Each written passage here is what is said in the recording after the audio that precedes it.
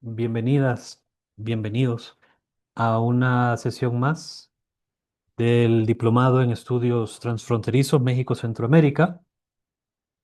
Vamos a continuar con este módulo a cargo del doctor Antonio Castellanos, investigador del CIMSUR UNAM, y otros investigadores e investigadoras que nos han acompañado, pero es Antonio el titular y el que lleva las riendas de este módulo. En esta ocasión estamos comenzando la sesión sexta, que se titula Palma aceitera y modelos de desarrollo en el sur de México. Así que no hace falta volver a presentar a Antonio Castellanos porque nos ha acompañado a lo largo de estas sesiones. Así que no me resta más que darles la bienvenida y cederte el micrófono, Antonio. Adelante. Muchas gracias, Gerardo.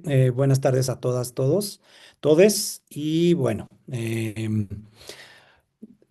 voy a compartir pantalla. Ya me han visto hasta 3 veces. Creo que esta es la tercera. Ya se están cansando, pero eh, tuve que hacer una aparición más de las previstas.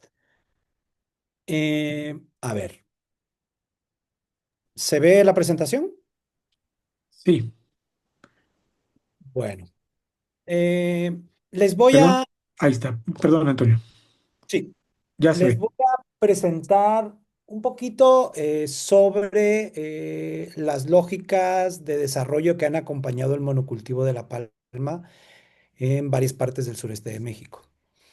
Esta es una foto de la costa de la finca La Lima, allá en Villa Comaltitlán. Entonces, quizás algunos de ustedes que están en la costa la conocen. Es una foto que ya tiene tiempo, de hecho esa van ya no está ahí. Eh, pero bueno, es una foto que representa un poquito algo de lo que voy a hablar en esta plática. Eh, yo quisiera empezar con lo que da inicio a esta investigación, a este trabajo, que es un documento de 1992 que encontramos en el Archivo General del Estado. Yo estaba haciendo desde 2011 hasta 2022, 21, trabajo bastante intenso en campo, pero también hice trabajo de archivo. Y como parte del trabajo de archivo, me encuentro este documento del Valle del Tulijá, en el norte de Chiapas, una zona que hicimos un poquito de campo en un proyecto conjunto, pero yo no he trabajado esa zona. Pero el documento me resultaba muy llamativo por lo que decía el contenido de ese documento, las lógicas de ese documento, y porque había visto cosas similares ya en otros documentos. El documento era, digamos, era un proyecto, el proyecto de desarrollo integral del Valle del Tulijá, que preparó la COPLADE, el Comité de Planeación Estatal para el Desarrollo, no recuerdo ahora exactamente las siglas, y ahí había una serie de funcionarios que no firman el documento, que escriben, que están expresando su preocupación por el Tratado de Libre Comercio, ¿no? Y entonces escriben en algún momento el documento. Actualmente el país se enfrenta a un formidable reto que tenemos que resolverlo o seremos avasallados. Y el argumento que ellos presentaban en este documento es que el sureste, el campesinado del sureste no era competitivo y no podía competir con las agriculturas del norte. Y entonces lo que esperaba a estas regiones del país era un desastre ante la apertura comercial, ¿no? Y en particular se enfocaban estos funcionarios que además eran bastante marxistas, curiosamente, pero bueno, hacían, aparte de un cierto lenguaje marxista, hacían un argumento muy particular. Ellos decían que pues había un problema con la agricultura chol del Valle del Tulija. Decían que es tradicional, rudimentaria y primitiva y que era necesario modernizarlos. O sea, para ellos la solución para conseguir la competitividad era transformar a los propios ejidatarios.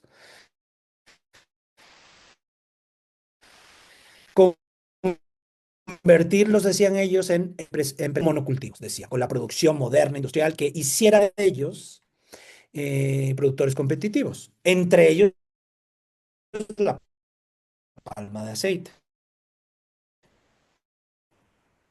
De hecho, no mucho después. Entonces, a mí este documento voy a dejar de compartir un momento. Me llamaba la atención porque hacía un argumento sobre el monocultivo como, era como una herramienta de modernidad, ¿no? Y entonces a mí me resultaba llamativo porque de alguna manera esa idea también estaba en las comunidades, ¿no? Que yo había hecho campo y entonces abre una ventana de trabajo en ese sentido. Y les digo, a ver, comparto de nuevo. Mm, mm. ¿Se ve la pantalla? Ok. Sí, Yo había hecho un trabajo de campo para explicar un poco el por qué el consenso, por qué la aceptación de este monocultivo en muchos ejidos.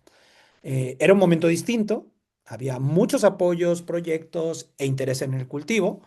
Ahorita estamos en un momento diferente porque no hay una política estatal de incentivo y parte de la explicación de por qué la gente tenía interés tenía que ver con los apoyos. Pero a mí me interesaba porque había como una idea generalizada en muchos ejidatarios de que eso era una forma de progreso. El monocultivo, la palma, era una forma de progreso. No era la finalidad, pero ellos decían cosas como, decían, ¿no? No podemos apartarnos del mundo moderno, ¿no? Es decir, este mundo moderno que supone la palma, la producción, los agroquímicos, etcétera.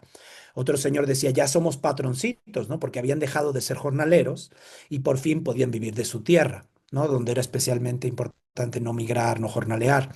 Es de pobre la palma, me decía otro señor, y eso tenía que ver con que, pues le daba unos ingresos que de otra manera no tendría, con el ganado, por ejemplo.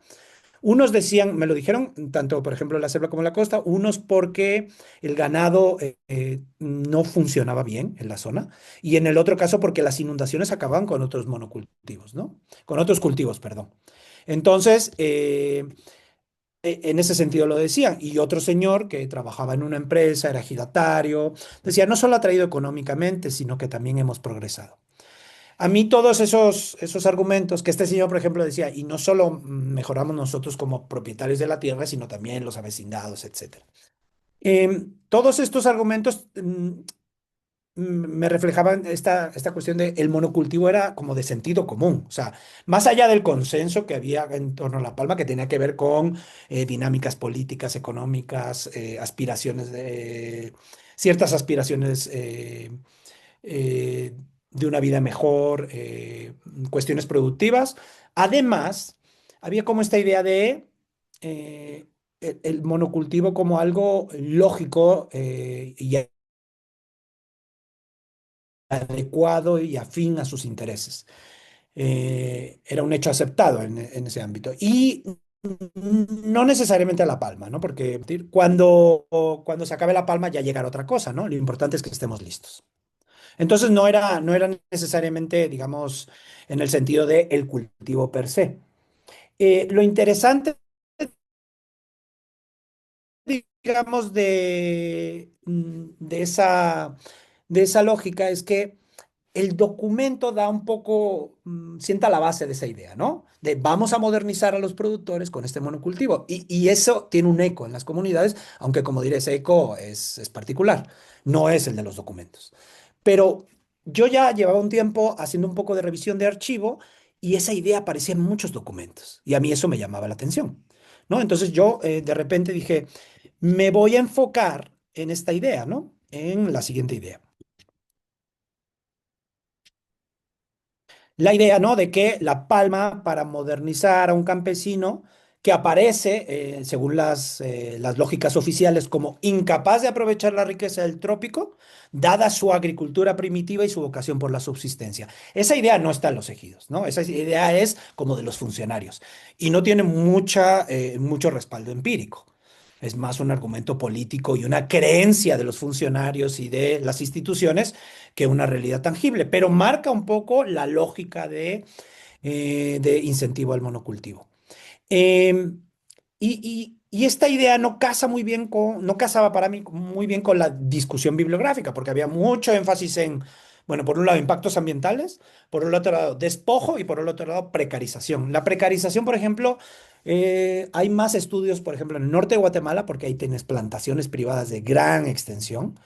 En el caso de Honduras un poco, en Costa Rica, porque es un lugar diferente, pero había como mucho énfasis en la parte económica, en los impactos económicos que tenía el monocultivo. Y a mí me interesaba un poco este otro lado. ¿Qué es esto de el monocultivo como una estrategia de modernidad? He de decir que di muchos pasos en falso, muchos tumbos para llegar, digamos, a una manera de trabajar esto. Pero leyendo a Bolívar Echeverría, no sé si lo han leído, ecuatoriano mexicano que estuvo en la UNAM y que discutía sobre modernidad, él decía, ¿no? Que es algo que a mí me sirvió mucho. Decía, la modernidad capitalista no se reduce al despliegue violento de los procesos de acumulación originaria, ¿no? El despojo, la acumulación por desposesión, el cercamiento, ¿no? Sino que también constituye un proyecto civilizatorio orientado a transformar las formas de vida tradicionales a través de la subsunción al capital, es decir, a través de la integración al capital. A mí esto me hizo mucho sentido. Me hizo mucho sentido porque aquí no teníamos un caso de despojo, es decir, la tenencia era especialmente, digamos, era de comunidades ejidales. Hay zonas de acumulación de tierras, pero no han sido ejidales, no particularmente. Y entonces, y haciendo un análisis que hicimos con colegas del CIMSUR, con Nico y Marcela, pues no encontramos casos de despojo. Entonces, aquí era la incorporación del mundo campesino al capital. Y la idea de que el monocultivo constituye un proyecto civilizatorio. Aquí hay que distinguir entre el proyecto y lo que sucede en el lugar, ¿no? Entonces no son equiparables. Esto se transforma una vez que llega al lugar, pero quiero presentarles como ese proyecto que pretende el gobierno. Eso me lleva a una serie de discusiones bibliográficas. Yo aquí voy a sacar 3 puntos. Adelanto un poquito el contenido conceptual. Eh, la subsunción, esta idea de que está en Marx, ¿no? Bueno, por un lado tenemos cómo la modernidad capitalista, el capitalismo produce modernidad a través de la coerción y eso se refleja en el despojo, ¿no? El despojo para hacer de ellos trabajadores y de manera coercitiva son transformados en obreros, ¿no? En sujetos modernos.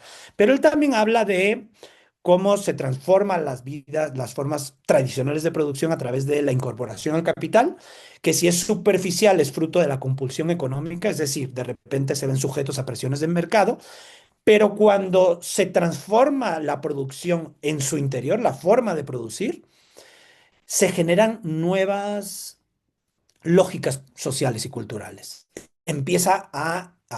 Marx habla de que empieza a haber autodisciplina, o sea, como que el capital genera una autodisciplina en la gente. Gramsci desarrolla esto mucho más en unas notas de los cuadernos de la cárcel que se llaman Americanismo y Fordismo, y él habla de, tomando el modelo de Estados Unidos, de cómo cada forma de producción requiere su propia cultura y su propia moral. Y cómo los Estados Unidos, en sus innovaciones en la fábrica, están buscando también crear un nuevo tipo de hombre, dice él, un nuevo tipo de civilización, ¿no? Que tenga una nueva cultura y una nueva moral.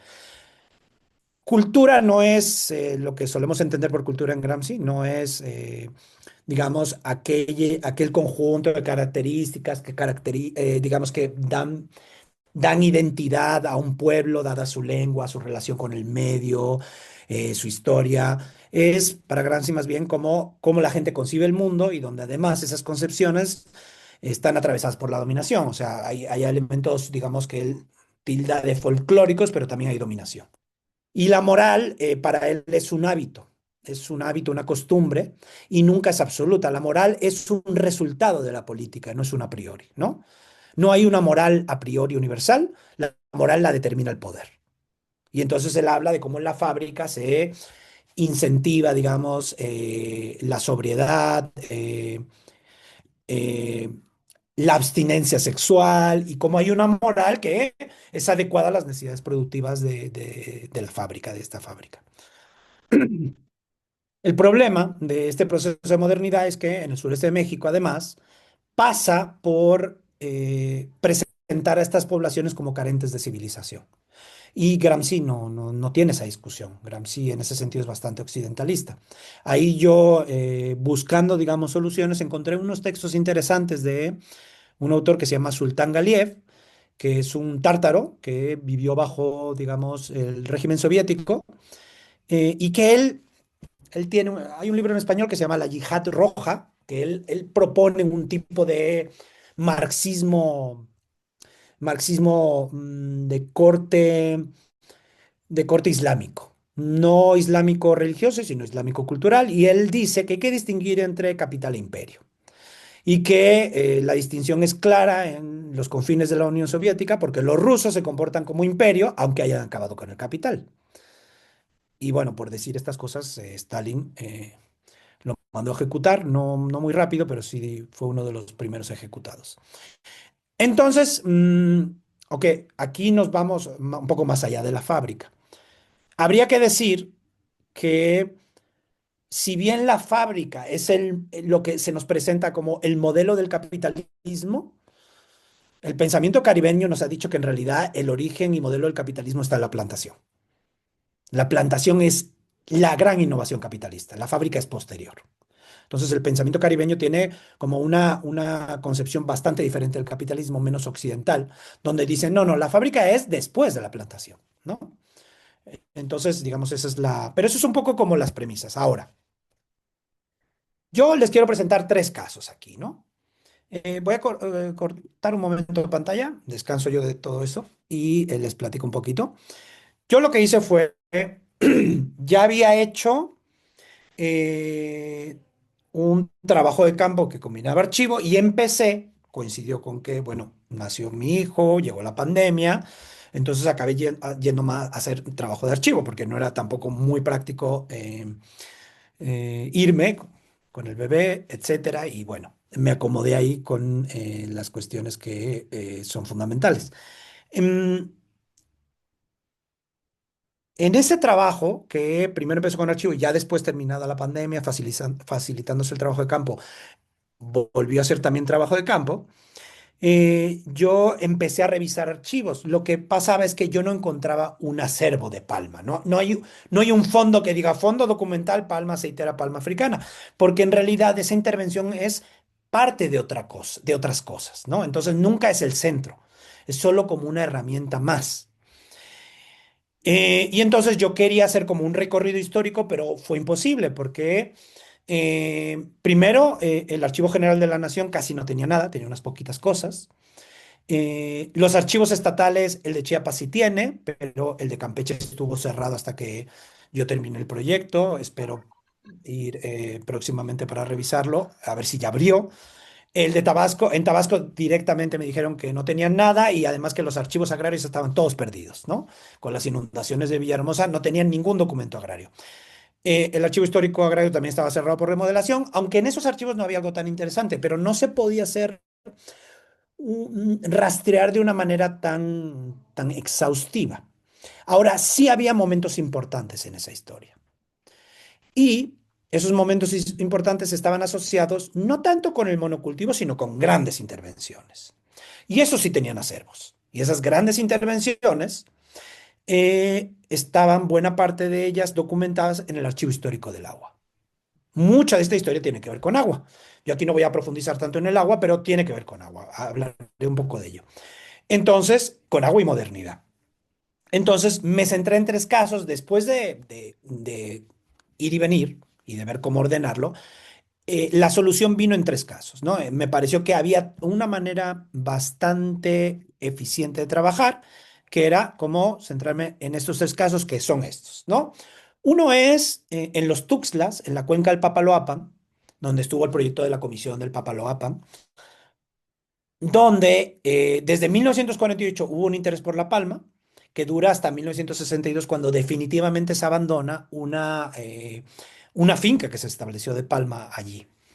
Eh, y que refleja un momento donde la lógica era la industrialización, ¿no? El trópico para la industrialización del país. Esto tiene un contexto en el sentido de que hubo una discusión en la época en ¿qué es más conveniente? Desarrollar, digamos, las zonas semiáridas o el trópico, ¿no? Y unos decían, no, las zonas semiáridas es mejor porque hay población más lista para la modernidad, es población más, digamos, más económica, más interesada en el mercado, más activa. eh, y sería más eficiente invertir ahí. Pero otros decían, no, el trópico porque hay rezago en el trópico. Y aunque es verdad que la población es indolente, así dicen, hay que trabajar con ellos para llevarlos a superarse.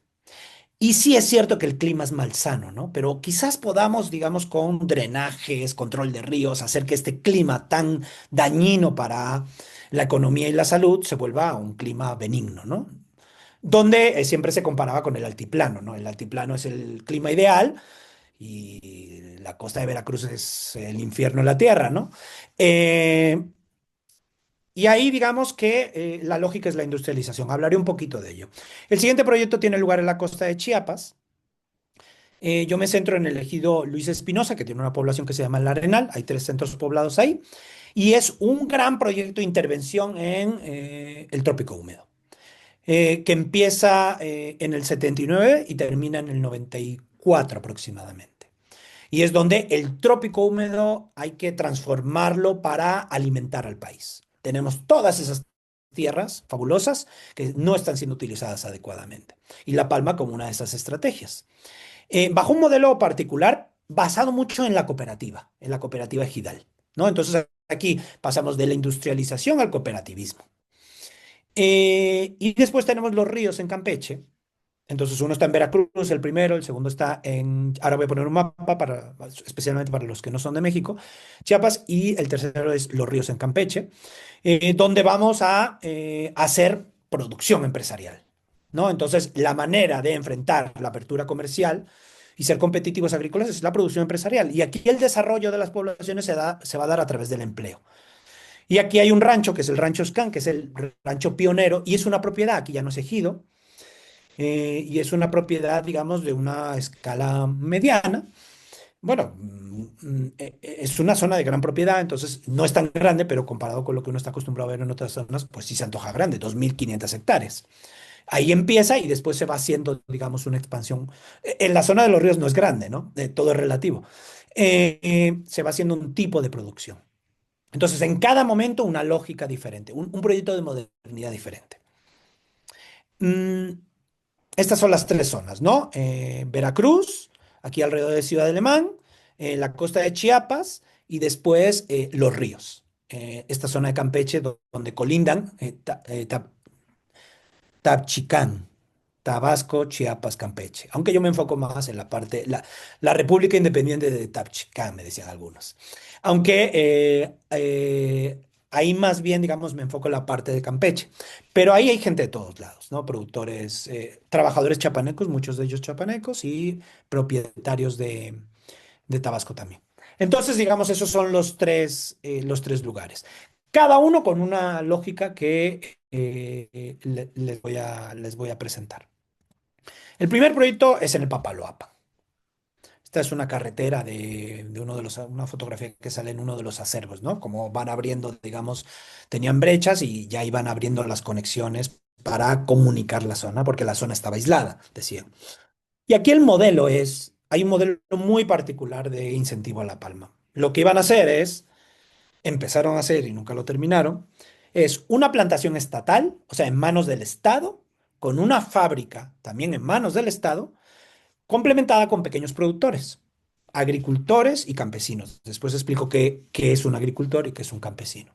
Pero es un proyecto en buena medida estatal, pero incluyente de los pequeños productores.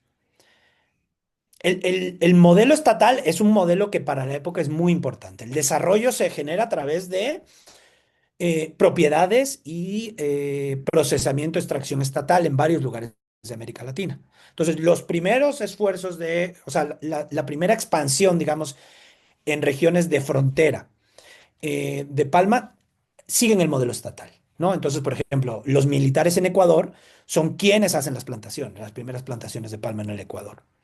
Aquí hay que decir, vuelvo atrás un momento, que son 3 regiones de frontera agrícola. Son 3 regiones donde hay colonización y expansión productiva. Y entonces el modelo estatal es este, ¿no? El Estado controla en buena medida la producción, la economía del proceso, pero en México, a diferencia de otras partes de América Latina, se dice, pero hay que dar cabida a los pequeños productores. En realidad, los pequeños productores no participan porque no tienen interés, pero bueno, ya explico después un poquito eso. Y es bajo la lógica de la industrialización por sustitución de importaciones. Déjenme explicarles un poquito esa lógica. Dejo de compartir, si descanso yo de eso. Pero digamos, la lógica es, la Segunda Guerra Mundial abre en México una oportunidad. La oportunidad es que deja de haber manufacturas en el mercado global y Estados Unidos y otros países empiezan a importar. Y entonces México de repente se vuelve exportador de las pocas manufacturas que tiene. Hasta ese momento había sido exportador de materia prima. Y entonces, de repente los gobiernos dicen, bueno, esa es una buena coyuntura, porque dicen, podríamos fomentar la industrialización del país, ¿no? Y entonces inicia un proceso bajo el modelo, el paradigma de industrialización por sustitución de importaciones, es dejemos de importar manufacturas, incentivemos la industrialización y nos desarrollemos nosotros como países industriales, no como países exportadores de materias primas. Salgamos de esta trampa de ser, digamos, la bolsa de recursos de estos países de la metrópolis, ¿no? Eh, y eso se refleja en la inversión federal. Les comparto la pantalla un momento. La inversión federal cambia porque el fomento agropecuario, a partir de 1949, cae debajo del fomento industrial. Entonces, los dineros, digamos, del Estado se van a fomentar la industrialización y dejan de apoyar el campo. No, o sea, se produce incluso una tendencia descendente del apoyo. Esto es por porcentaje del Producto Interior Bruto. eh, en las estadísticas históricas, basado en las estadísticas históricas de INEGI. Y la agricultura tiene un papel muy particular. La agricultura, el papel que tiene que jugar aquí es servir para apoyar a la industrialización. ¿Cómo? Con alimentos baratos, alimentos económicos que alimenten, digamos, a los centros urbanos. Entonces aquí lo que se va a hacer es que los productores sirvan de subsidio a la industria. Y eso se consigue con la colonización del trópico. La incorporación de muchas tierras eh, a la producción agrícola, que digamos que esas tierras nuevas pues tienen niveles de productividad más altos y eso va a subsidiar a la industria. Hice también a través del control de precios. Y además el aceite de palma, o sea, los argumentos a favor de la palma es colonización e industrialización. Pero además, producir aceite en México era evitar importar. Ese proyecto, ese es un modelo, ¿no? Y ese proyecto fracasa. Lo que tenemos es, empieza la siembra, bueno, en primer lugar, la primera siembra no experimental en México se produce en Fincas Ayula, que es propiedad de Miguel Alemán, porque están en contacto con un ingeniero mexicano que trabaja en Honduras, en la United Fruit Company, manda unas semillas y el primero que se las manda al presidente, el presidente las siembra en su finca y es la primera siembra de palma no experimental. Que sea una siembra en manos de un funcionario, pues de un gobernante, nos habla mucho del involucramiento del Estado y de la manera en cómo se manejan las cosas. 1951, entre 1951 y 52 se establece el salto, después llega este ingeniero mexicano Luis G. Mercado a trabajar ahí. En 1954 se reparten semillas, pero para 1958 ya se abandonó la plantación. Se abandonó y se olvidó. Porque en lugar de ponerla en el mejor lugar que es, o sea, había unos estudios que decían dónde podía funcionar, en la comisión del Papaloapan decidió, en lugar de ello, comprarle un terreno a precio exorbitante a uno de sus propios funcionarios y poner la palma ahí. Y entonces, dado esto, pues acabó echándose a perder el proyecto. Y había un ingeniero agrónomo que hace un documento relatando todas las corruptelas, dice, de el presidente Miguel Alemán y sus allegados, y explicando cómo se produce el proceso. A él le acaban iniciando un procedimiento legal porque lo acusan de robar una máquina de escribir. Entonces, bueno, ese fue un poco la consecuencia de su honestidad y digamos, su indignación con el manejo de los recursos públicos. Ahora, vamos a Capetagua, años 70. Lo que tenemos en Acapetagua es un modelo diferente y es voy a dejar un momento de compartir, es la cooperativa. Es decir, aquí va a haber parcelas ejidales con una fábrica de extracción de aceite en manos de ejidatarios. Estos son los años 70 y la cooperativa es el modelo de desarrollo. Si nosotros, digamos, organizamos a los productores, podemos lograr el desarrollo rural, ¿no? No en esos términos, porque no eran de la época, pero vamos a lograr superar la pobreza y el rezago del campo. Esto tiene que ver con varias cosas, pero bueno, déjeme explicarles un momento. Eh, el proyecto empieza en 1974. Un segundo.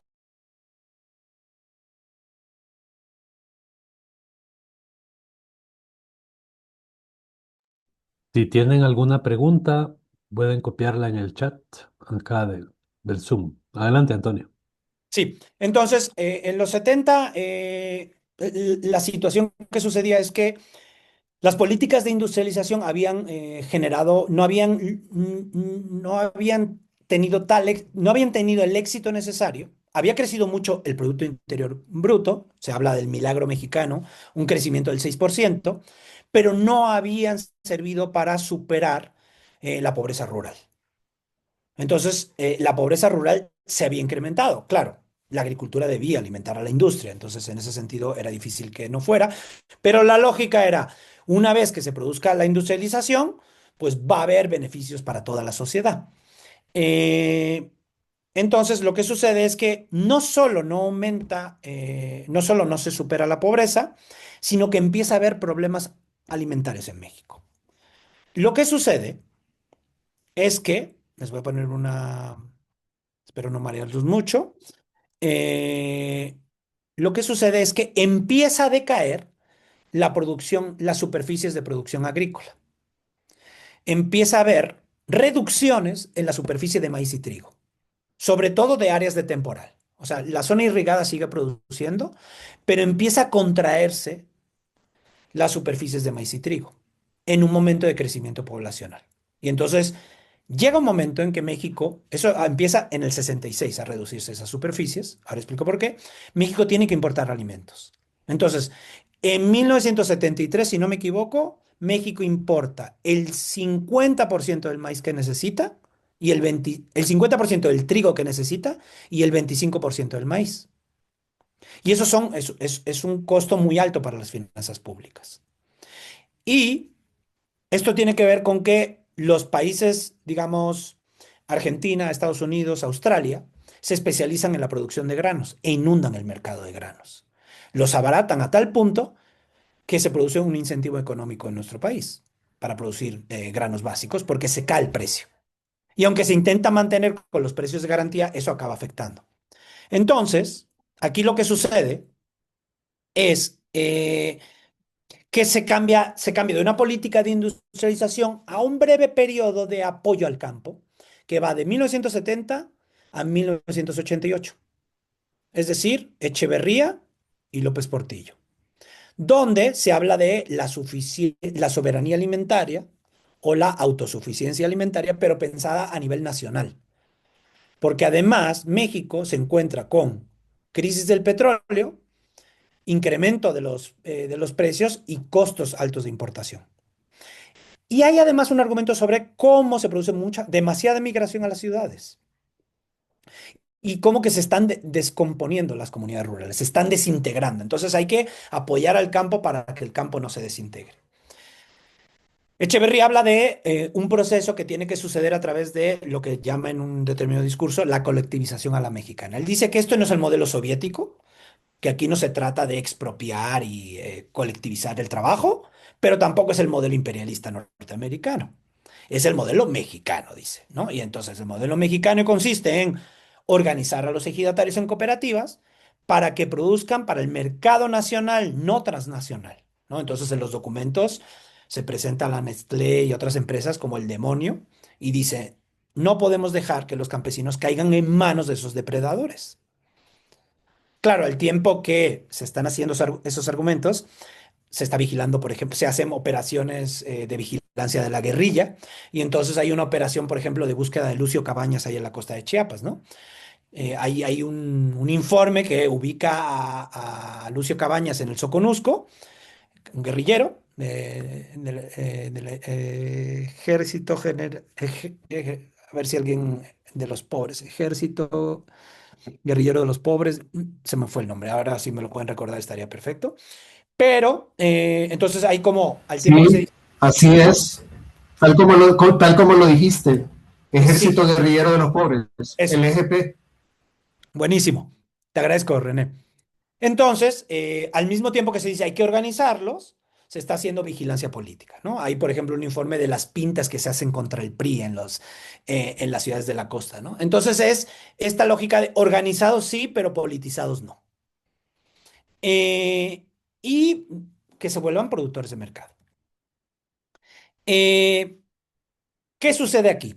Bueno, aquí hay un antecedente. En 1952 se siembra palma en la finca La Lima. Hay un intento anterior en el 48. En el 74 se manda una misión diplomática a Europa para conseguir la extractora, porque las extractoras, los especialistas en generarlas son Bélgica y los Países Bajos. No es casual. El desarrollo de la industria se produce bajo dominación holandesa en el sureste asiático. Se establecen los primeros viveros, no funcionan, nadie lo quiere. Acaban llevándose a Guatemala las semillas. Los guatemaltecos se las llevan, las compran y hacen, digamos, y se vuelve una zona palmera posteriormente. Pero en 1979 se consiguen las primeras siembras porque entra el programa de desarrollo rural integrado del trópico húmedo. Entonces, la palma per se no logra pegar, pero a través de un proyecto de drenaje de las planicies costeras del trópico húmedo, se ofrece, digamos, la palma como una de las alternativas productivas. Entonces, este es un enorme proyecto que lo que dice es, hay que secar estas zonas para que se vuelvan zonas de producción de temporal, porque son ricas en agua y tienen excelentes suelos. Y estas van a ser las zonas de producción. Y de hecho, en el ejido donde se siembra una vez que empiezan los trabajos de drenaje. Es un proceso lento, porque en 1981 solo hay 100 hectáreas, pero en el 85 se les da la fábrica al Arenal, la, a la población del Arenal, a un grupo dentro del Arenal, que son los que ponen mano de obra para su construcción. Y entonces tenemos una extractora social. Lo que sucede es que los malos manejos, fruto de una relación, mm, pues, muy problemática entre funcionarios, directivos, ingenieros, de esos dineros de la fábrica, pues acaban haciéndola quebrar. Entonces, esta fábrica se vende por partes a una empresa en el 94. Funcionó un tiempo, era un modelo interesante porque el modelo era, los productores no solo van a vender la fruta, van a tener aceite. Y de hecho, hay extractoras sociales todavía, a los ejidatarios les quedó clara la lección. Dice, se puede, digamos, tener un modelo de ese tipo. Hay 3 extractoras sociales en la costa, porque pues no es lo mismo vender fruta que vender aceite. Entonces, y ese modelo se ha ensayado en América Latina.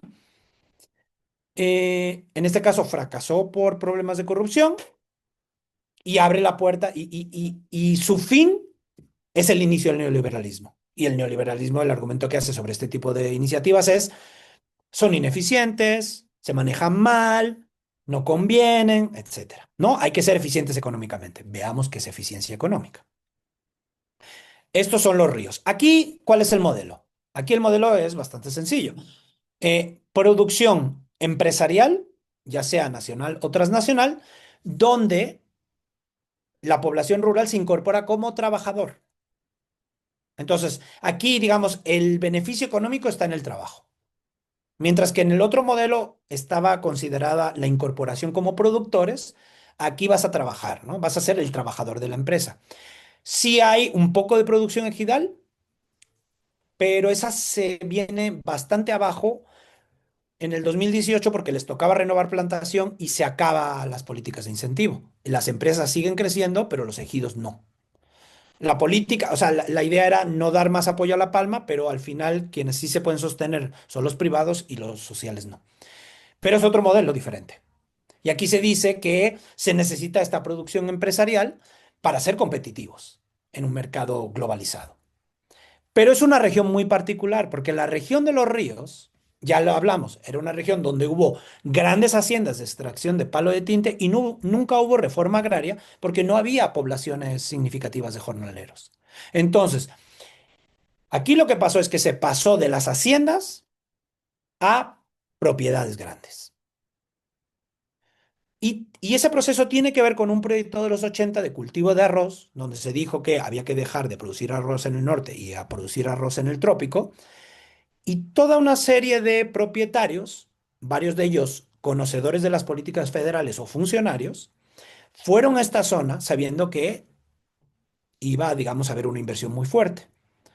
En la región me hablaban de este periodo como la fiebre del oro, ¿no? Llegó una gran cantidad de dinero y aprovecharon para hacerse de propiedad y dedicarse a la producción de arroz. Se produjeron grandes fraudes en esa época. eh, eh, Están documentados en proceso, por ejemplo, en los viejos números de proceso, cómo hacían todo, digamos, declaraban la siembra perdida, les pagaban un seguro por la siembra perdida, agarraban el arroz y entonces lo mandaban a un molino que era propiedad de estos mismos y ya después se lo vendían al gobierno. O sea, era un círculo bastante eficiente de uso del recurso para ellos, con un gobernador de Campeche involucrado, etcétera. Varios personajes de los que todavía circulan están relacionados con algunos de aquellos. Bueno, en este caso, entonces la propiedad es empresarial. Eh, Esto empezó, digamos, voy a compartirles aquí otra vez, antes de ponerles lo que hay en común en este proceso entre todos los... Esto empezó en el 97 con Alianza para el Campo de Cedillo, bajo la lógica de que ya no había que tener grandes inversiones, sino lo que había que hacer era... Un momento, perdón, alguien está... Disculpen.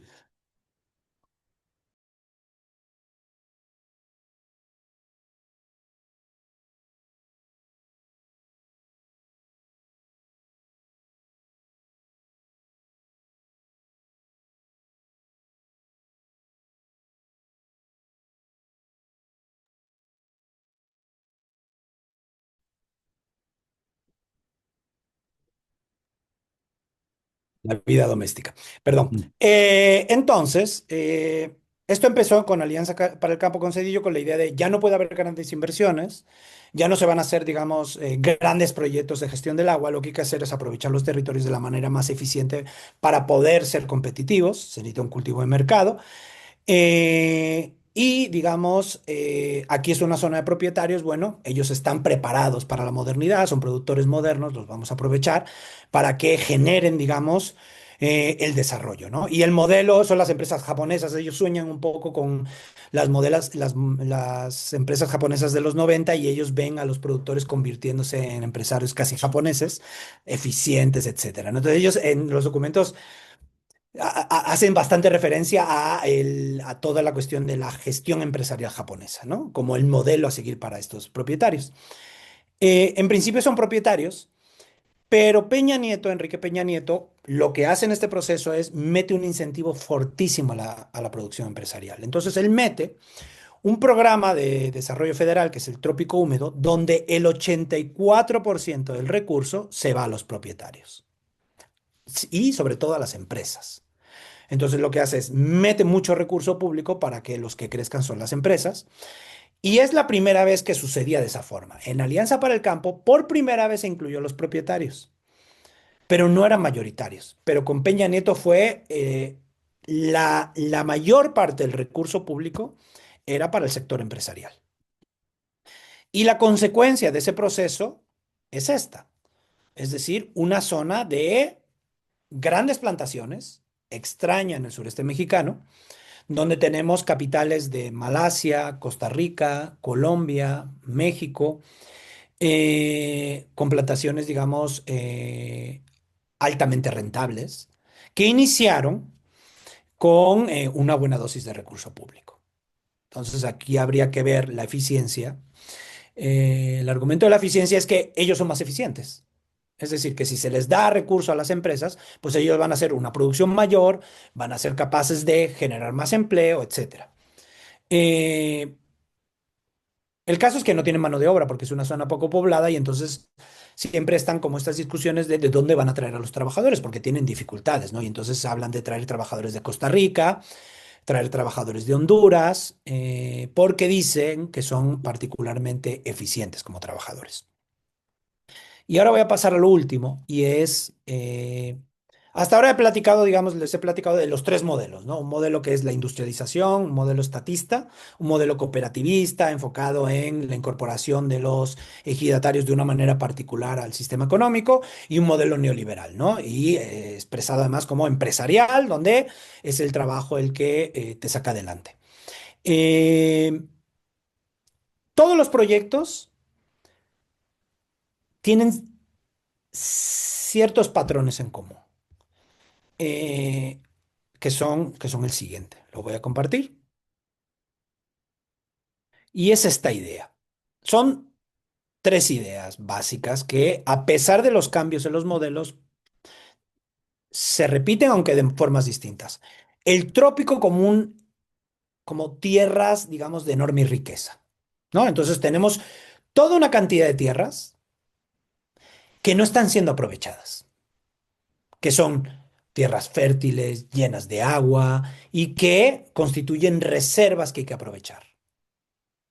En el caso del Papaloapan se habla más de tierras ociosas o incluso tierras vírgenes, y todo con base a una investigación de 1946 donde un ingeniero dice, me parece que muchas de estas tierras no están ocupadas. Y la no ocupación son selva tropical. De hecho, la primera propuesta de un proyecto de Palma es, hay que ponerla aquí, tumbar 5.000 hectáreas de selva tropical, de monte alto tropical, para poner la plantación, ¿no?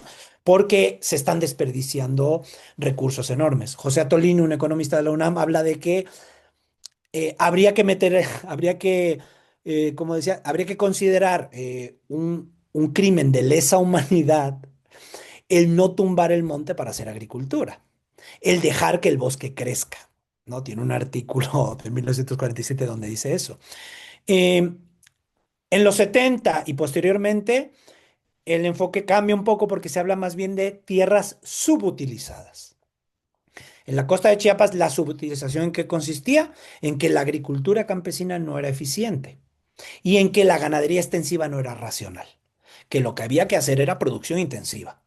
Producción intensiva de carácter cooperativo, organizada, pero era la forma de aprovechar eso. Y de hecho, cuando ellos hacen un estudio de las zonas potenciales, dicen, bueno, vamos a escoger las zonas por pendiente, precipitación y uso del suelo. Y cuando ellos hablan de uso del suelo, dicen cualquier área que tenga menos de 20.000 hectáreas compactas de agricultura es baldía. Y entonces todos los usos, digamos, consuetudinarios de la tierra, las siembras de temporada, vienen descartadas como inexistentes, o sea, aparecen como un vacío. Y eso se hace en un estudio técnico, en el Plan Nacional Hidráulico. Y en los 80 en Campeche, algo similar, ¿no? Como estas tierras que hay que recuperar para la producción, tierras que nunca habían sido de producción, son sabanas inundables. Eh, y a la par de esto hay unos rivales culturales. En todos los proyectos se marca un rival, alguien a quien hay que modernizar. Decía Enrique Dussel, no hay modernidad sin modernizado, no hay civilización sin bárbaro. Pues esa es un poco la idea, ¿no? Entonces, en todos los proyectos es esta idea de, en el caso del Papaloapan, los campesinos, por ejemplo, que el problema es que son productores de subsistencia. Entonces, ahí se habla de darle palma al agricultor y al campesino, donde el agricultor es un propietario mestizo, que va a tener más tierra, que es un productor de mercado y que va a servir de ejemplo al campesino. El campesino está atrapado en la lógica de subsistencia, pero viendo al agricultor, él va a acabar copiándolo, ¿no? Hay en el caso, digamos, además de los indígenas mijes, hay toda una serie de argumentos de lo primitivos que son, cómo su agricultura es la que genera erosión en la cuenca, es responsable de las inundaciones. Y en su caso, a diferencia de los campesinos, que se les considera los proyectos, se les otorga tierra, se les quiere incorporar, es desplazamiento forzado, ¿no? Se van a mover de ahí porque vamos a hacer una presa y van a ir a vivir a esta comunidad donde, o sea, es modernización forzada. como diría Tudela en su libro, la modernización forzada del trópico mexicano. Pero Antonio, forzada literalmente. nos solicitan aquí en el chat si puedes poner la presentación en pantalla completa. Ay, perdón, Ajá, por favor. es que me Gracias, canso. Antonio. de- Sí, ahí está. de- Ok, y después tenemos en la costa, el problema de los ejidatarios es que se nos dice que son tradicionales, de subsistencia, poco organizados y vulnerables al mercado. Pero en realidad hay que decir que muchos de estos, para empezar, vivían de la pesca en pampa, ¿no? En humedal. Y solían ser también productores de cultivos comerciales, pero en las zonas secas, en la zona alta, o sea, en las partes del terreno, un poco en las islas, ¿no? En las partes un poco más altas donde podían sembrar cultivos. Y ahí no era, o sea, sí había milpa, pero sembraban sandía, sembraban melón, sembraban arroz, sembraban, o sea, eran cultivos comerciales, entonces de subsistencia, pues no mucho. Pero se les presenta como tradicionales de subsistencia y desorganizados. Y no es que estuvieran desorganizados, porque políticamente estaban desorganizados, no estaban organizados para la producción, ¿no? Entonces se les presenta como desorganizados. Eh, es muy curioso en el caso de los ríos, porque ahí sí hay una distinción entre los, la población de las rancherías, que se dice, bueno, que visten mal, o sea, que no van descalzos, que los niños van desnudos, que no tienen una dieta adecuada, que viven hacinados en las casas, y los propietarios están ya modernizados.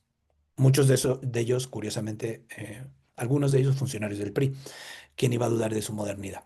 Y a eso, digamos, se aparejaba un proyecto de modernización. Entonces, en un caso, los campesinos que tienen que seguir el ejemplo de los agricultores, los productores que se tienen que organizar en cooperativas, los habitantes de las rancherías que van a salir adelante dedicándose al trabajo en las plantaciones, donde además había un problema que era el problema de que muchos iban a trabajar a Ciudad del Carmen, a la industria petrolera, y había que fomentar su arraigo en la región. La idea del arraigo sale en varios, en tanto en la costa de Chiapas como en los ríos, la idea de que no deben migrar, se deben quedar ahí. Pero se deben quedar en un caso para tener una agroindustria en sus manos y en otro para ser trabajadores. Ya voy a terminar. Ahora, aquí, entonces lo que vemos es que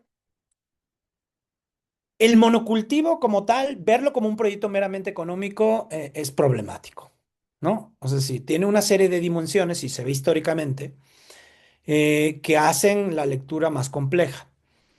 En primer lugar, hay todo un proyecto, o sea, el monocultivo, la palma, y también se pueden encontrar ecos similares en otras formas de producción similares, son proyectos también culturales, de transformación cultural, ¿no? De construir un sujeto que sea adecuada a las necesidades del desarrollo capitalista. Puede ser un desarrollo capitalista de carácter cooperativista, industrializador o neoliberal, pero necesitamos, o sea, es la construcción de ese sujeto que se necesita, donde el Estado ha jugado un papel muy importante. Eh, y donde se hace toda una serie de acciones que yo no detallo aquí para transformar a ese productor en lo que se desea, ¿no? Entonces, ahí desde, por ejemplo, en la costa, los talleres de planificación familiar para que no tengan muchos hijos y de organización de las finanzas, ¿no? Para que sepan invertir su dinero. De producción con agroquímicos y uso eficiente de la mano de obra. Entonces, toda esta idea, todo este tiempo, ese trabajo de construir a ese sujeto que requiere la fábrica, por decirlo así, como dirían los marxistas, ¿no? Ese proyecto de trabajo, digamos, cultural, esa construcción de una visión en los productores que, pues, que sea lo que se necesita, o sea, que responda a las necesidades económicas. Eh, pero a diferencia un poco de la lectura marxista clásica, esto transita siempre a partir de una subordinación que tiene que ver más con lógicas de imperio que de capitalismo. Es decir, el capitalismo te explota. El imperio está, la lógica de sujeción social es diferente, ¿no? Es el control, es la subordinación y es el exterminio si hace falta. Entonces, digamos, aquí no hay exterminio, pero es parte de las lógicas imperiales. Y entonces es la transformación de ese sujeto, pero siempre como un sujeto que se construye como un otro inferior cultural, que debe ser siempre otra cosa, que debe ser, que debe ser un sujeto moderno, ¿no? Que debe occidentalizarse, que debe, o sea, que debe ser otra cosa porque lo que es no es adecuado. Y esto, digamos, sucede dentro de México, ¿no? O sea, es colonialismo interno, pero refleja, digamos, lógicas que más allá de su ubicación geográfica se reproducen en muchos ámbitos. Podemos pensar en la guerra contra el Medio Oriente, donde todas esas lógicas imperiales están ahí presentes, ¿no? Eh, donde los iraníes son ese sujeto que se subordina, se presenta como víctima o como simplemente subyugado, pero no se le pretende conocer y comprender, sino es algo, es un sujeto, digamos, a dominar y exterminar de ser necesario. Ahora, hay una particularidad de este proceso en el sureste mexicano, y es que en todos los casos, en el último caso, por ejemplo, buena parte de los recursos acaban en pocos bolsillos, ¿no? De funcionarios cercanos al gobierno. Entonces, en todos los casos hay un fuerte componente de corrupción. De hecho, todos los proyectos están fuertemente relacionados con el PRI y se manejan bajo una lógica de apropiación del recurso público muy fuerte.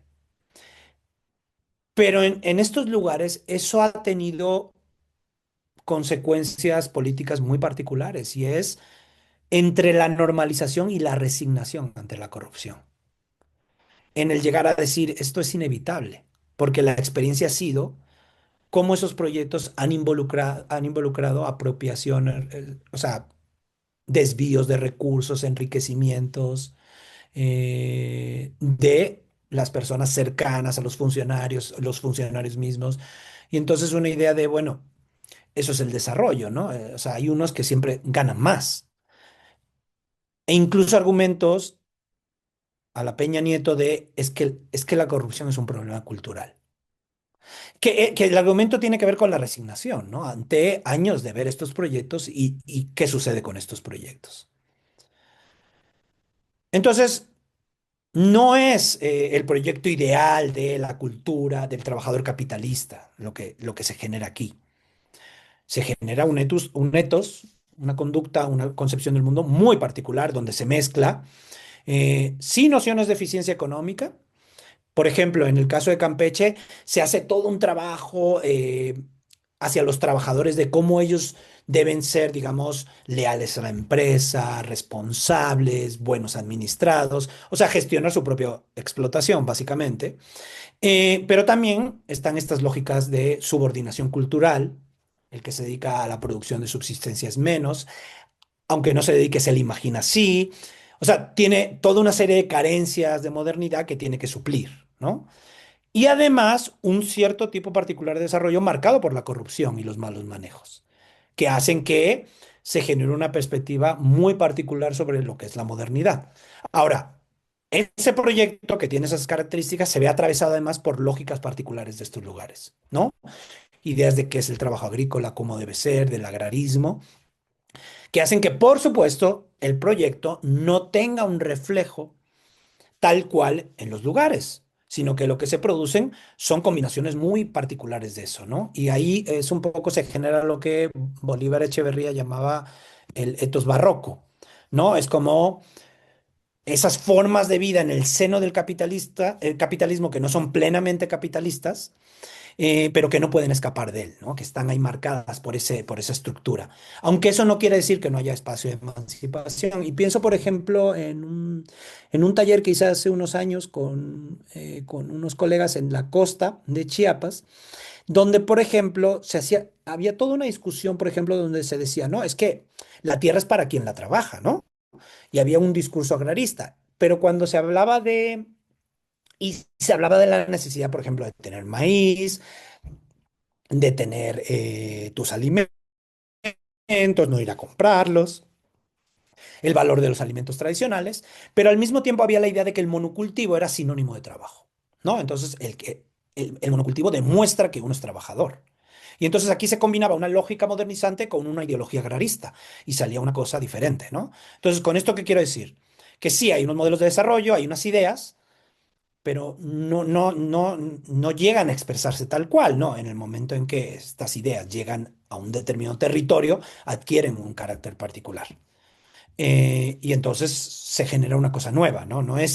O sea, el gobierno, el Estado como tal, nunca va a lograr el proyecto tal cual, pero sí va generando una serie de sentidos comunes, ¿no? Como el que el mercado es el medio o sea, el mercado es la forma de desarrollarse, ¿no? Creo que o sea, el vender tus productos, y que tiene, digamos, una realidad material porque también las opciones no mercantiles también son destruidas, ¿no? Eh, eh, es decir, en el caso del maíz el maíz no es un buen cultivo para vivir, pero pues con las políticas de libre comercio me encargo de que no tenga precio, ¿no? Entonces es como, bueno, no es que no sea un buen cultivo para vivir, pero es que también si lo destruyes económicamente, pues ¿qué hacemos, no? Pero entonces se produce ahí un juego muy particular entre esas cosas. Pero hay que pensar, o sea, la invitación es a pensar cómo muchos de estos proyectos no solo son económicos, son político-culturales, e incluso, digamos, tienen esas connotaciones imperiales, pero también muy particulares, ¿no? De las geografías y las historias de estos espacios. Y, mm, y las lógicas de desarrollo están construidas en ese seno, ¿no? Es a partir de ahí donde se forjan, ¿no? Entonces se van formando, pero eso no quiere decir que simplemente la gente las adopte tal cual. De hecho, hay ideas sobre desarrollo y progreso en los lugares que no casan muy bien con las lógicas gubernamentales, y que son bastante particulares, aunque aceptan una serie de premisas en común. Entonces, lo que nos hablan es un poco de los intentos de conquista cultural por parte del Estado, pero que son siempre parciales, ¿no? Aunque van dejando, digamos, dice Gramsci, ¿no? Que no importa que estos proyectos sean fallidos, ¿no? La cosa es que van teniendo efectos, ¿no? Y que hay que comprender esos efectos. Pues un poco eso es lo que sucede, ¿no? Yo lo dejaría ahí. eh, por si tienen preguntas, comentarios, y puedo ahondar en más cosas o en las dudas que tengan. Muy bien, muchas gracias, Antonio. No sé si alguien tiene alguna pregunta, algún comentario que le quiera formular. Aprovechemos este espacio para dialogar. Adelante, Blanca Mónica. Justo le iba a mencionar porque estaba viendo aquí un mensaje que colocó en el chat. Así que es suya la palabra. A mí me pareció muy interesante todo lo que usted ha expuesto. También leí hace aproximadamente unos meses el libro de Fronteras de Aceite, y me pareció bien interesante, sobre todo porque, bueno, yo vivo aquí en la región de la costa y fui profesora de una universidad. Y algo que a mí me parecía muy interesante es que muchos de mis estudiantes pues querían investigar precisamente como los impactos de la palma de aceite en sus regiones, sobre todo mis estudiantes de Acapetagua, ¿no? En donde se colocaban, pues en donde ya están incluso varias aceiteras haciendo como este proceso de extracción del aceite, ¿no? Y había muchas cosas que pues yo no entendía, ¿no? Afortunadamente leí el libro y me ayudó mucho como a entender varias cosas, sobre todo desde la perspectiva de Gramsci, pero bueno, no sé, ahí en el libro también estaba observando y a mí me pareció bien interesante por decir que en esta región los proyectos extractivos pues son muy comunes, ¿no? No únicamente en palma de aceite, sino por decir, vamos a ver la cuestión minera o otros monocultivos que se han pues desarrollado desde hace muchos años, ¿no? Y una parte que a mí me pareció muy interesante en el texto es precisamente, bueno, y a partir de los acercamientos que yo he realizado, es que, bueno, finalmente a mí el interés antropológico que tengo es estudiar como lo religioso. Y me parecía bien interesante cómo, por decir, muchas comunidades en donde sí existen estos proyectos extractivistas, la población siempre se divide como, se polariza, ¿no? Y muchas veces esa polarización está atravesada por lo religioso, ¿no? ¿En qué sentido? En que hay muchos grupos, por decir, pentecostales, articulados a esto de la teología de la prosperidad, en donde pues esta gente en sus discursos teológicos en sus espacios religiosos, pues más bien mandan a llamar a la gente que se resiste o que expone alguna controversia acerca de estos proyectos, pues para que se calme, porque pues son proyectos, este, que Dios nos manda para trabajar y que es cuestiones así muy, muy relacionadas con ese estilo, ¿no? Incluso por decir, fue muy interesante porque en los cacaos, en donde se cerró una mina, pues las reflexiones empezaron en el espacio religioso, ¿no? Entonces aquí hay el espacio religioso en estas zonas son muy importantes y también intervienen mucho en, en la manera en que la gente concibe todos estos procesos, ¿no? O incluso en cómo se resiste ante ellos o cómo participa ante ellos, ¿no? Y eso pues me parece bien interesante, ¿no? Porque pues sí lo he visto como mucho y sobre todo por decir, en mis estudiantes que viven en Acapetagua, ellos me comentaban, pues no solamente, bueno, sí de toda la contaminación y de algo que ocurre o que ha ocurrido, es que la gente empezó a tener una percepción negativa de La Palma, porque además la aceitera, una vez a la semana, no sé qué ocurre en ese lugar que sale como humo y olores horribles que apestan todo el pueblo, ¿no? Entonces, a raíz de ahí, como que la gente también está empezando como este, pues a cuestionar esto porque también pues estos olores invaden su espacio, personal, ¿no? O sea, vivir en un espacio donde una vez a la semana huele muy feo, pues es muy diferente y han habido como algunas expresiones de colectivos pequeñitos en contra de la palma de aceite, ¿no? Y también algo que es interesante a mí, bueno, se me ha hecho muy interesante en esto es que por decir mucha gente que está en contra, pero trabaja en la recolección, es que señalan, es que la palma te da fruto todo el año. El mango es por temporadas, ¿no? Entonces eso genera como también pues una economía mucho más dinámica, a pesar de que en la mayor parte de las fincas que hay en toda la región, de todos los monocultivos, los trabajadores pues no tienen ningún tipo de derecho laboral, es a lo que me refería con el comentario que puse, ¿no? O sea, la precarización en términos laborales es súper aguda, ¿no? Y sobre todo con incorporación también de de otras personas que habitan el espacio, como personas de origen centroamericano, incluso ya hasta venezolanos. Sí, sí, sí, sí, sí. Muchas gracias, Blanca.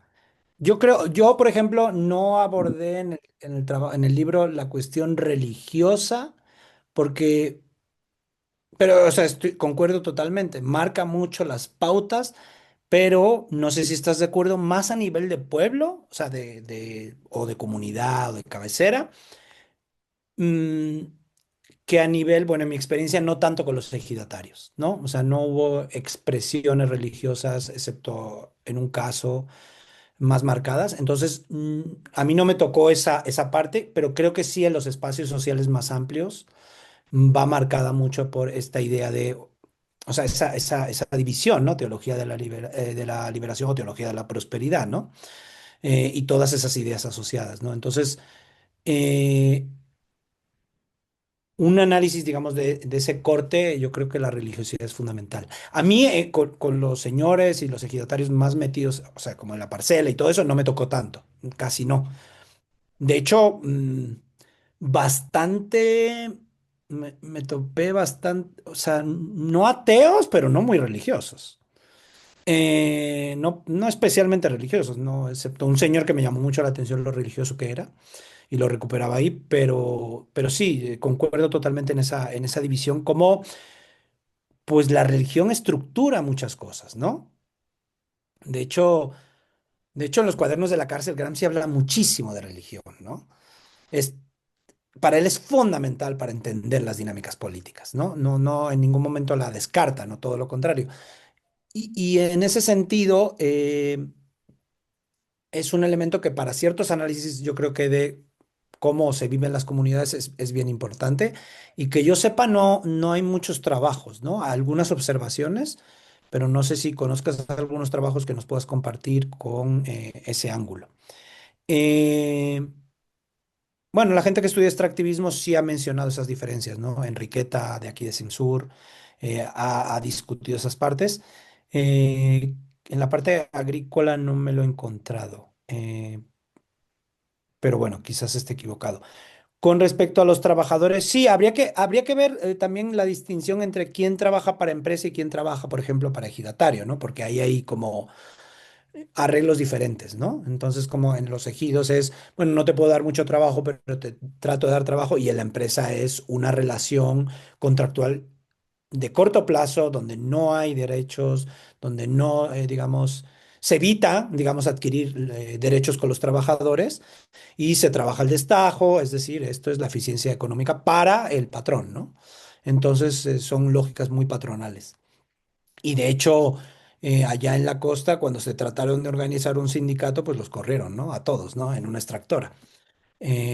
Allá en la extractora, es que no recuerdo haber elegido, pero bueno, es muy común, ¿no? Es decir, ya no hablemos, digamos, por ejemplo, me tocó hacer trabajo de campo en Guatemala, y ahí, por ejemplo, introducen, digamos, lógicas políticas que compiten con el sindicato, como el solidarismo, ¿no? En Centroamérica, ¿no? Entonces es como, ah, no, esto es una cuestión de tenemos que hacer un buen uso de nuestros ahorros, volvernos buenos gestores de nuestros recursos y no reclamar. O sea, y eso evita, digamos, el reclamar derechos, el reclamar pensiones, el reclamar. Entonces son, digamos, políticas de organización del trabajador de carácter patronal, ¿no? Muy bien, gracias Antonio. No sé si alguien... Ah, bueno, aquí hay un comentario de Jonathan Vázquez que nos acompaña desde Escuintla. De igual manera, estos discursos en contra de la palma africana no se le han visto impactos positivos. He pasado por las comunidades de Madronal, Soconusco, Canutillo, Abraham González, Nicolás Bravo, que pertenecen a los municipios de Capetagua y Mapastepec. He visto nuevas plantaciones, así como la llegada de más extractores de palma de aceite, comenta Jonathan. Ahí habría que tener en cuenta que, que la zona de la costa tiene una particularidad histórica y que fue una zona que se intervino para secarla, para que fuera una zona de producción agrícola. Entonces, todas las políticas estatales que se han establecido han sido de secado de pampas y humedales. Se pone la reserva por los intentos, digamos, de biólogos preocupados por la conservación del ecosistema, pero el gobierno federal se ha dedicado a hacer políticas de secado de los humedales. Y los que antes pescaban ya no pueden pescar. Y ahora donde antes había pampa, ahora hay palma. Porque además se hacen todas estas grandes intervenciones de drenaje, pero después llegan, digamos, los gobiernos neoliberales y dejan de invertir en esa infraestructura. Y entonces tienes un doble problema, porque tienes unos terrenos que están sujetos a inundaciones periódicas cada vez más catastróficas. Y entonces dice la gente, pero es que la palma sobrevive, entonces le voy a meter palma. Entonces esto es, digamos, un proceso de degradación que continúa, donde además cuando hay un problema se suele culpar al ejidatario, ¿no? Dice, es que él tumbó para no sé qué, pero en ningún momento se dice, bueno, nosotros secamos los humedales. Ujú, Claro, ahí menciona Blanca la modificación del cauce del río Cintalapa.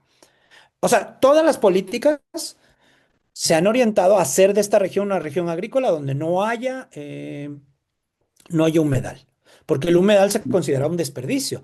Y eso se encuentra en todos los proyectos, ¿no? La idea de la montaña como un desperdicio de los recursos, el humedal como, ¿por qué no tenemos aquí agricultura? Y entonces todo el tiempo ha sido esta lógica eh, de hacer de los espacios, de los ecosistemas, espacios productivos, donde además el Estado nunca asume la responsabilidad de sus políticas de haberlo hecho. Entonces, siempre al final, cuando hay un problema ambiental, es la gente. ujú, Pero, ¿y qué hay del proceso larguísimo de intervención orientado a transformar estos territorios? ujú.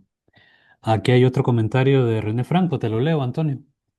Pienso en la Porfa. palma africana e inmediatamente pienso en el Petén, el departamento más grande, más extenso de Guatemala, donde cabe un Belice y medio o un El Salvador y medio, ¿verdad? 35.000 kilómetros cuadrados. El paisito solo tiene 21.000 kilómetros cuadrados, imagínense ustedes.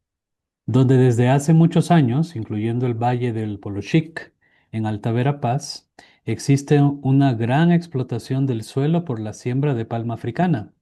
Siempre que hay huracanes, tormentas tropicales, etcétera, estos cultivos son destruidos. Claramente hay una enorme tala de grandes extensiones de bosque para la siembra de palma africana. Hace 10 años, Manuel Valdizón, empresario petenero vinculado a la palma y candidato a la presidencia de Guatemala en algunas ocasiones, eh, quería alcanzar la presidencia para beneficiar a este sector. Pero también pienso en la necesidad que tenemos de cocinar todos los días y por tanto usar aceite.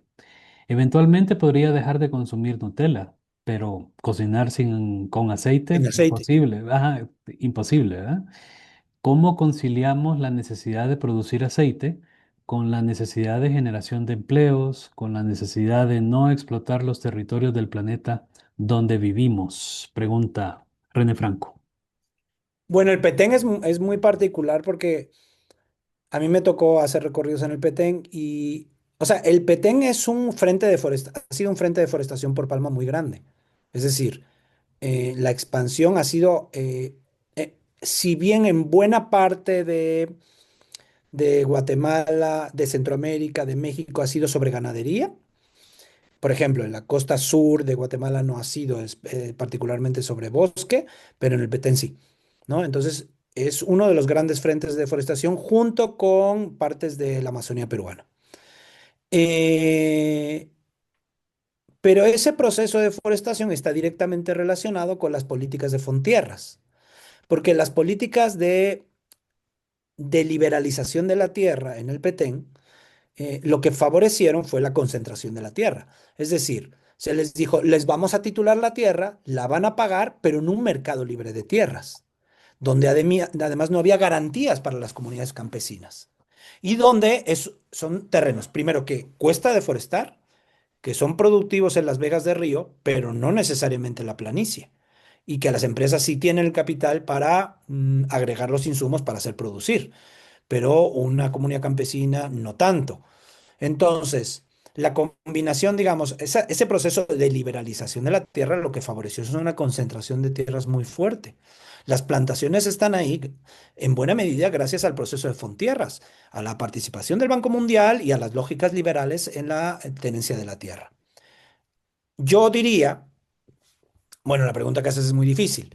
Es decir, mm, diría que hay muchas maneras de producir, ¿no? Entonces, para empezar, no necesariamente hay que producir con producción de gran escala.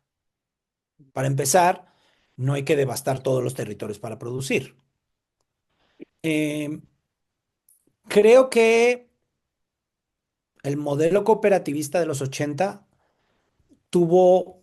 mm, era un modelo interesante, ¿no? Es decir, que los ejidatarios tengan su tierra, tengan sus fábricas, tengan digamos, tengan beneficios más allá de la fruta, obviamente, digamos, con un proceso en el que hay que regular, hay que, digamos, hacer, digamos, procesos de cuidado con esta parte de la transformación. eh, pero ese modelo se perdió porque nos dijeron que no era eficiente, que era un desperdicio de recursos, que, que la gente, digamos, se llevaba el dinero a la bolsa y que había que hacer un modelo, o sea, y que la modernidad pasaba por la empresa. Pues habría que preguntar si eso es así. Yo no creo eso. Y yo creo que con reparto de tierras, con formas más respetuosas de la organización local, se pueden hacer muchas cosas. ¿Es difícil? Sí, es difícil, pero también es difícil hacer empresas y las hacen todo el tiempo, Ujú. ¿no? No son fáciles. Pero claro, les ponen tanto dinero y tantas políticas a su favor que ni modo es que no. Entonces, digamos, hay formas. Ahora, Eh, para eso hace falta siempre como cuestionarse los fundamentos sobre la forma en que hacemos las cosas. Entonces, por ejemplo, en la costa se dice, no, es que llegan las certificadoras y dicen, no, es que el problema es que los campesinos están sembrando en zona núcleo, ¿no? Bueno, el problema es que en primer lugar, los propietarios también lo hacen, pero a ellos no se les señala. Y en segundo, que las políticas de drenaje son las que afectaron a la zona núcleo, ¿no? Y entonces, como me decía un señor, pues es que perro no come perro. Y entonces los funcionarios, pues ellos no se asumen como responsables también del problema, ¿no? Y desde ahí empiezan los problemas. Ahora, yo les diría también que habría que pensar que estos proyectos no son nunca meramente económicos, ¿no? Que el extractivismo es también un proyecto cultural y que la naturalización de ciertas cosas es fruto de ello. Entonces, un poco volviendo a Gramsci, la lucha es por la concepción del mundo, ¿no? La lucha es por generar una forma de pensar, una filosofía que sea liberadora. Y ese es un trabajo cultural, ¿no? Entonces aquí lo que nos enfrentamos y una crítica económica no es suficiente, ¿no? Porque hay un proceso de transformación cultural. Un problema ontológico también se puede ver desde un punto de vista ontológico. Y entonces me apego más a la dimensión cultural que ontológica, aunque la cultura puede ser profundamente diversa o diferente entre sí, ¿no? Eh, y lo digo porque entiendo la cultura no como, digamos, un atributo de un cierto pueblo o una identidad, sino un espacio de lucha. Pero digamos, las discusiones ontológicas tienen muchos puentes se establecen muchos puentes con ese punto de vista. Eh, pero esa lucha se tiene que dar, ¿no? Entonces, el proceso, o sea, el proceso es también qué concepción del mundo se genera, ¿no? Eh, y entonces la discusión también es cultural, no es meramente económica, porque tiene una dimensión ciertamente económica, de dónde va a salir el aceite para cocinar, pero ¿y quién nos dice que, por ejemplo, el modelo empresarial sea la forma? ¿Quién nos dice que no deba suceder a través de reparto agrario? ¿Quién nos dice que no deba ser empresas sociales? ¿No? ¿Quién nos dice que los trabajadores no tengan que ser dueños de las fábricas? En ese sentido, ¿no? Entonces, son problemas complejos, ¿no? Pero, y en términos analíticos, yo sí les llevaría a pensar no separemos las cosas tanto, ¿no? O sea, hay una dimensión económica, cultural, hay, digamos, los territorios están inmersos en dinámicas y en procesos muy amplios, ¿no?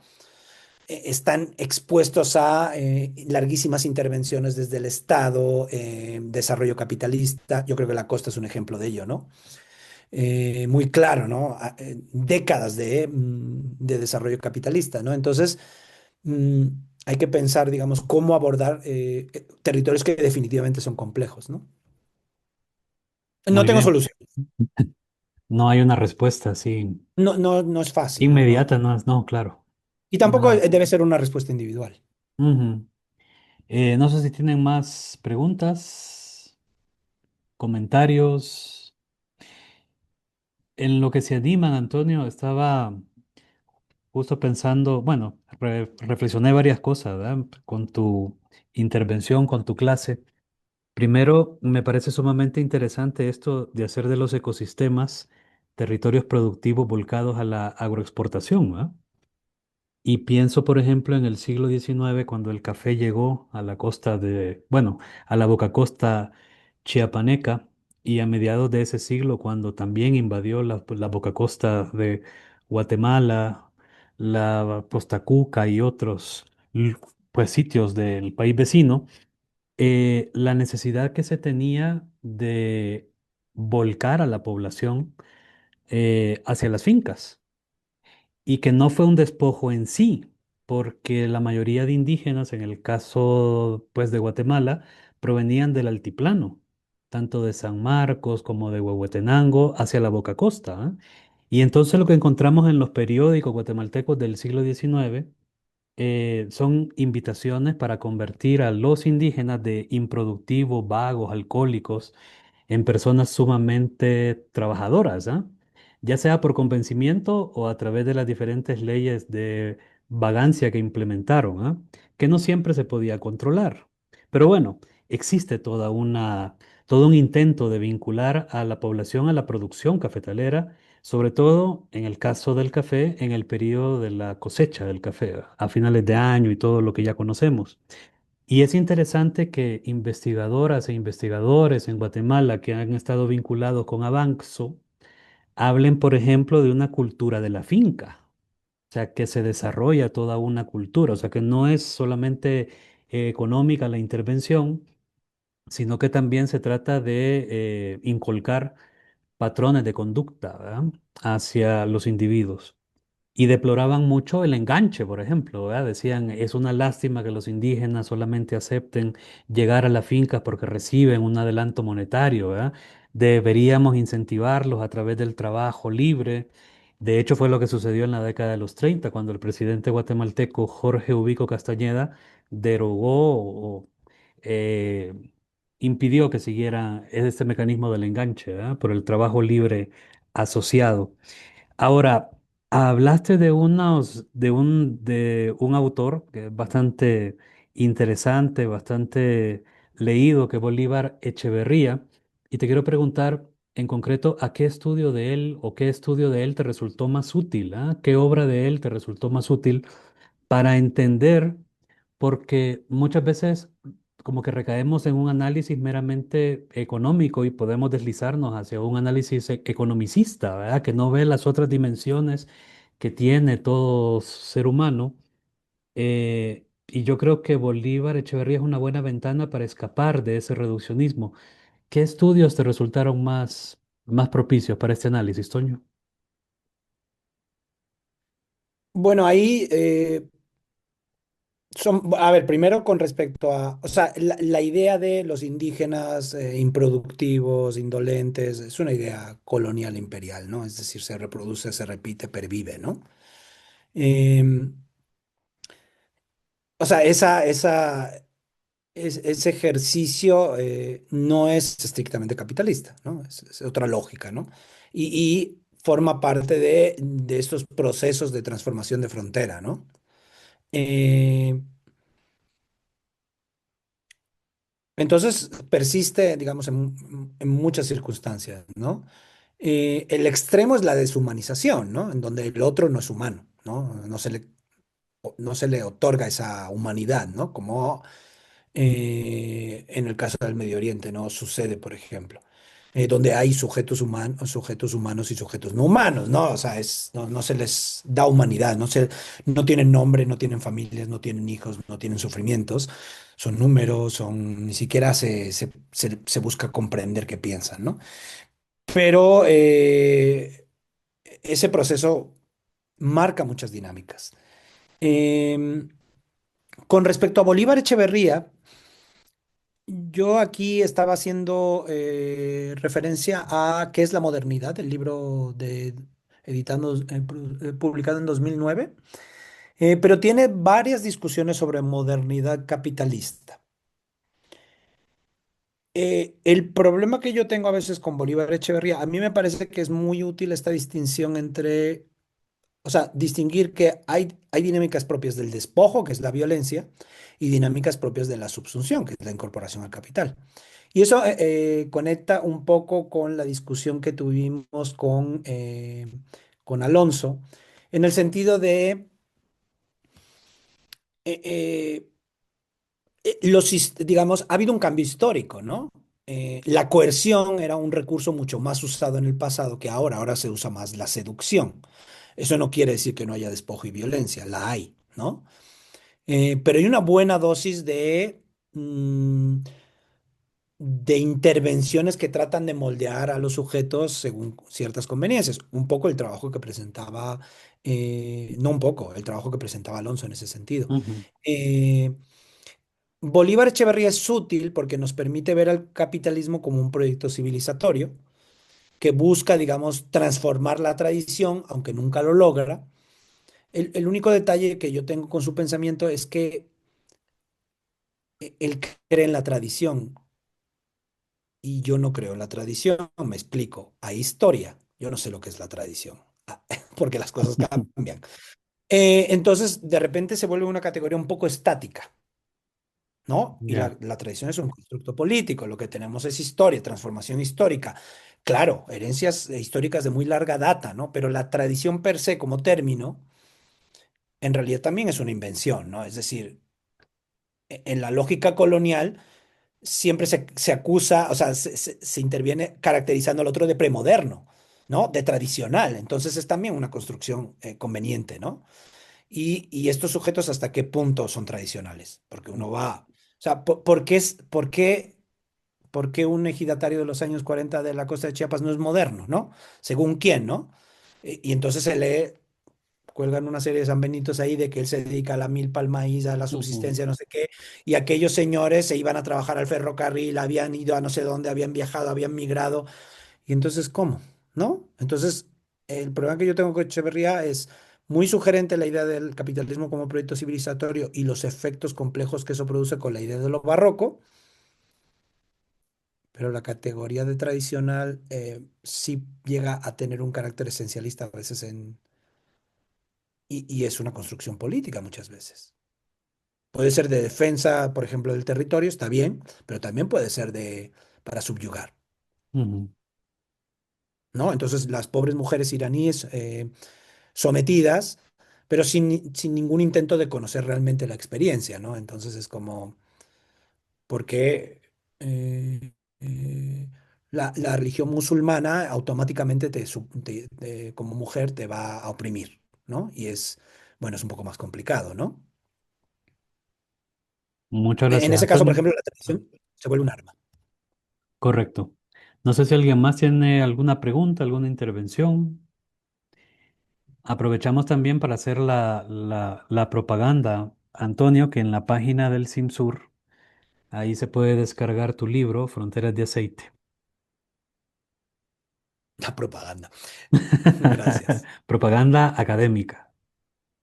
Así que Y ahí lo bueno, pueden descargar. Ujú. si o sea, yo creo, a mí sí me gustaría que pensaran, o sea, o sea, si algo de lo que se dice les, les resulta útil o sugerente para sus propias investigaciones, ¿qué podría ser, no?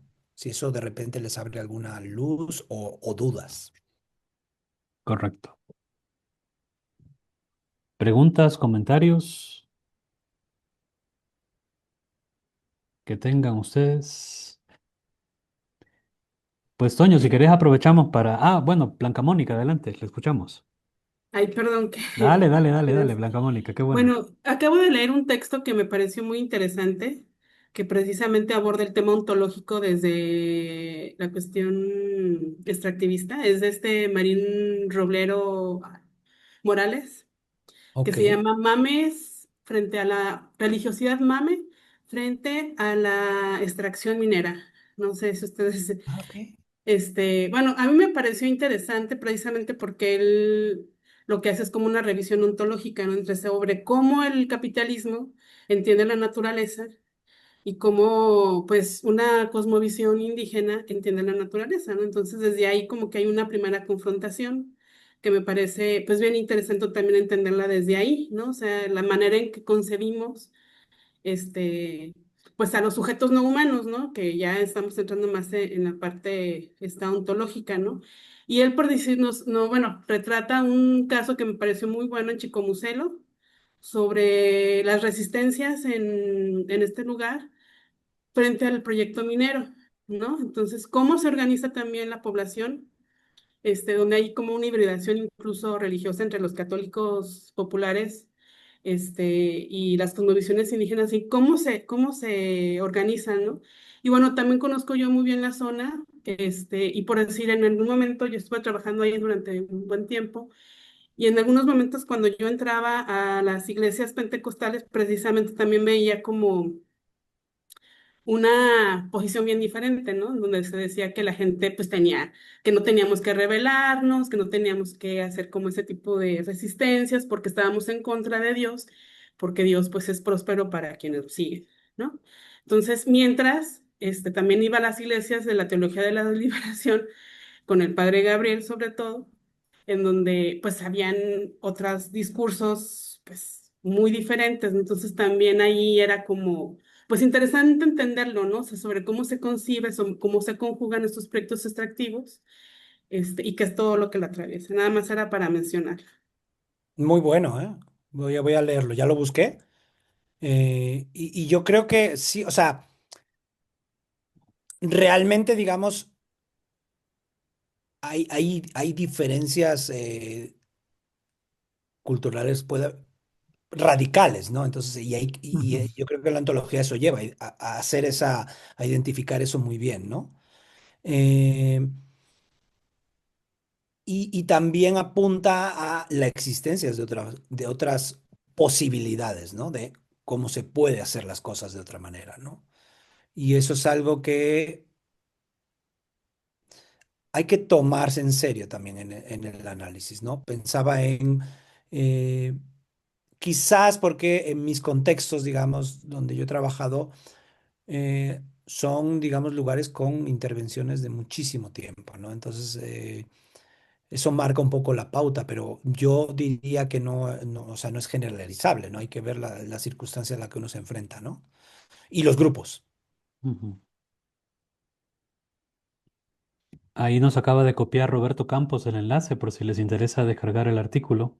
Gracias, Blanca Mónica, por el dato. Es de revista Flaxo Andes. Así que ahí lo tienen ustedes. Pues aprovechemos los últimos minutos, Antonio, para hacer un cierre, si querés, por favor. Bueno, o sea, aquí, digamos,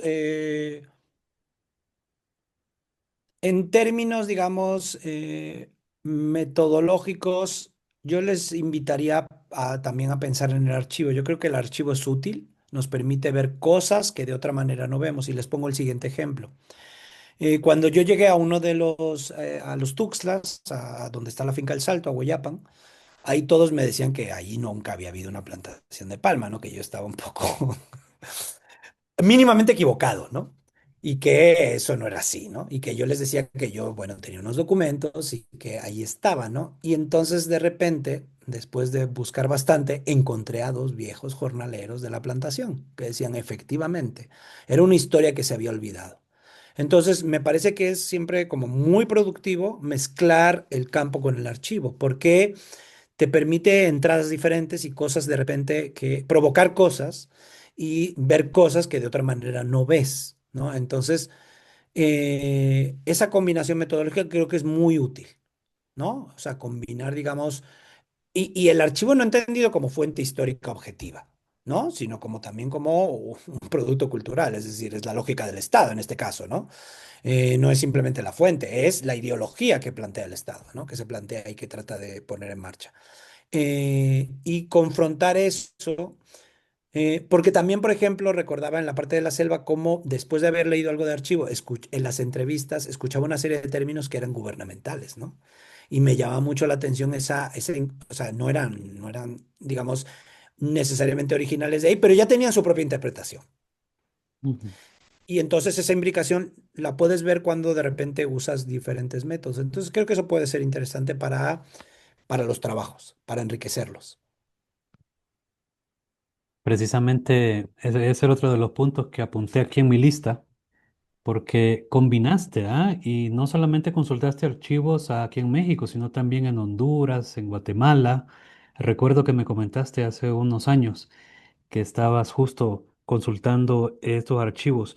También le recordamos, aprovechamos esta mención que has hecho de los archivos para decirle que también están las fuentes hemerográficas, los periódicos, sobre todo ya en la década de los 70, de los 80, que hay mucho periodismo de investigación también, denuncias que se hacen, en fin, todo lo que uno puede aprovechar.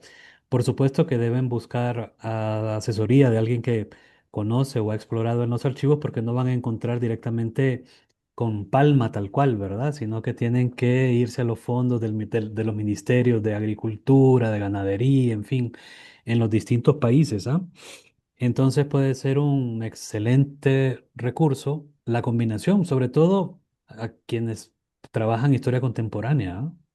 Creo que se Sí, puede utilizar y emplear a fondo los archivos, que como vos decís, tienen una perspectiva estatal y por eso la importancia de la crítica de fuentes, ¿ah? De la crítica externa y interna e interna, perdón, que se hace del documento que se está analizando, que se está consultando, ¿ah? Eso es muy importante también, observarlo. Así que bueno, pues muchas gracias, Antonio. No nos resta más ustedes. que recordarles que la próxima sesión estará a cargo de Marcela Colocho Rodríguez, que hizo la maestría ahí en el CIMSUR y actualmente está siempre en la UNAM, ¿verdad? En el doctorado en antropología de la UNAM.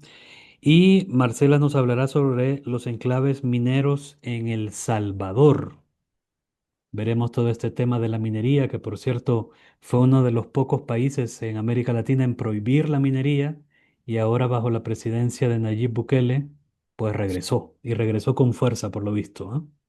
Así Sí, que bueno, de todos esos aspectos hablaremos en la próxima sesión del martes. Así que muchas gracias, Antonio. Gracias también por acompañarnos, por los comentarios, por los enlaces que nos copiaron, que nos enriquecen la discusión. Y también recordarles que al final de este diplomado deben entregar ustedes un ensayo. Así que aquí puede estar un buen tema para desarrollarlo. gracias, gracias a ustedes. Excelente. Feliz noche, que descansen. Nos vemos el próximo martes. Gracias, Jonathan.